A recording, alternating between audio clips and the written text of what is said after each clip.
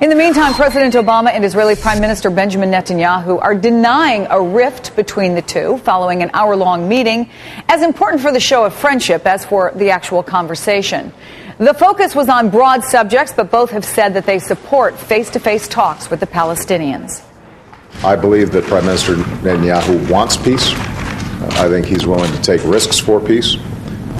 And during our conversation, he once again reaffirmed his willingness to engage in serious negotiations with the Palestinians. Dori Gold is the former Israeli ambassador to the United Nations. To that peace. And this peace, I think, will better the lives of Israelis, of Palestinians, and it certainly would change our region.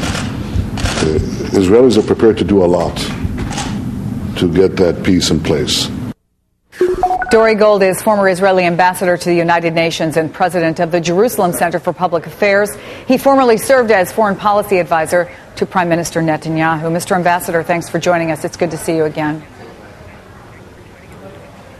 Good to be here. Thanks for having me. There are suggestions that this meeting was largely political, that the Democrats in this country are worried in advance of upcoming elections that Republicans are being perceived as stronger friends to Israel. So I want to ask you how you see this meeting. Is it political, talking about domestic politics here? Is it largely symbolic to deny some of those rumors that there's a rift between the two? Or could it potentially be substantive? Let me address that issue of the rift, because I think it's extremely important. There's been a buzz running around Washington in the last year and a half or so that the U.S. and Israel are no longer strategic allies. That was true in the Cold War, but in the post-Cold War era, that's finished. I think the statements made by both President Obama and Prime Minister Netanyahu made clear that the U.S. and Israel have an active alliance. I think also the issue of respecting Israel's need for having deterrence capabilities in a very dangerous Middle East came up in the statements of President Obama, and that was important. And finally, I think the differences, and there were real differences between these two sides, related to the Arab-Israeli peace process, that did not seem to cloud over the meeting. I think they still have different views about how to resolve the conflict, but I think that the U.S. side is taking the Israeli side at its word. So in general, it seemed to be a good meeting. If I'm reading what you have said, and it's being reported correctly, you do have some concerns, however, that the Palestinians have gained some traction potentially by being very specific in their demands about what they think it is that needs to happen next for things to move forward, and that Israel has been much more vague. Is that an accurate depiction? That's an extremely accurate depiction of a concern that I have had when I visited Washington repeatedly. You ask the Palestinians, what do you want from the peace process? They say Palestinian state with Jerusalem as its capital. And you ask the Israelis, what do they want? And they say, we want peace, a very worthy goal, but very vague and abstract. And what is necessary in the period ahead is for Israel to be far more specific in its public diplomacy about what its needs are. And those needs are essentially that Israel, at the end of the day, will have defensible borders and will be able to protect a united Jerusalem. If we come forward with those positions, the Palestinians have their positions, we may be able to reach a compromise.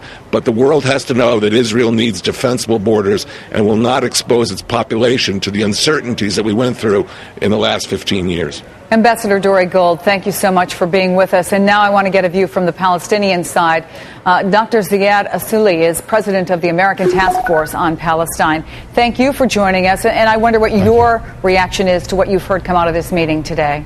I think there were two aspects to this meeting. One was the PR aspect, the optics, which went very well as planned, and that's a good thing. The other, on substantive issues, I think it was important for the president to recommit the nation and the policy to a two-state solution, and also to ask for more concessions to be granted on the ground, to improve the situation on the ground as we move forward. It was also important for him to state that Israel has security needs, and it is understood that they will be taken care of in light of a final solution that would include a state of Palestine alongside Israel. in substance, I think there was not much that was revealed publicly. There was some stuff about the improvement of the Gaza siege.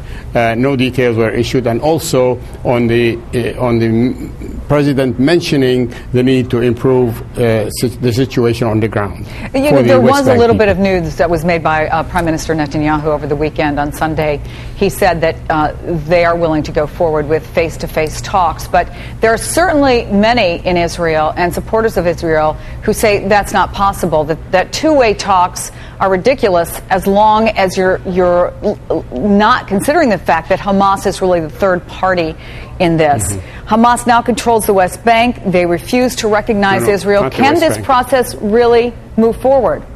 Yeah, well, Hamas does not control the West Bank at all. Hamas controls Gaza.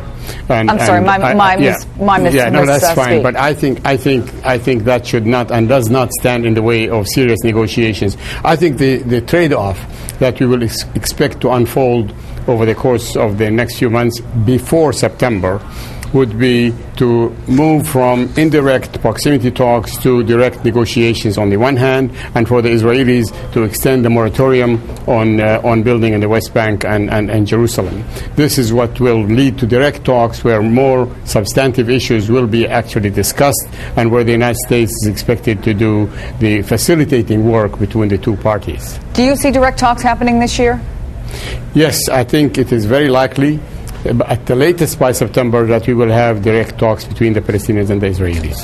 Dr. Ziad Asali, thank you so much for being with us, sir. Thank you. Any minute now, Queen Elizabeth will be addressing the United Nations. Let's take a look at the live